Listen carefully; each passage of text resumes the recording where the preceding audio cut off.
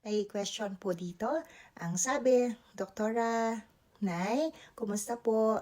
Tanong ko lang po kung ano po yung allergic rhinitis. Okay, allergic rhinitis po nangyayari pag merong offending agent, pwede pong pollen or sudden change ng temperature, pwede na po tayong magbahing. Ari po doon, usually at night time or umaga, naggaganon po tayo or ganon. Yun po ang tinatawag nating allergic salute.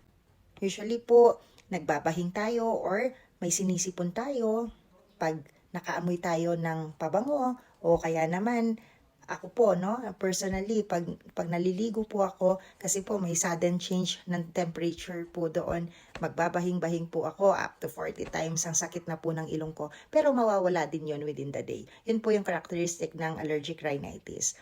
Nawawala po yon within the day at hindi po siya tuloy-tuloy. Kapag kasi po tuloy-tuloy na po ang sipon natin, ang pagbabahing natin, pwede pong may kasama na po yung allergic rhinitis natin. Hindi lang po siya allergic rhinitis. Kailangan po magpa-check up na po tayo. Pwede pong uminom ng antihistamine, kung ganun po, o kaya naman po yung spray, pero mas maigi po na pa-check up po muna kayo sa doktor para alam nyo po talaga kung ano pong gamot ang proper po or kung ano po ang proper intervention at ano po ang gamot na kailangang inumin.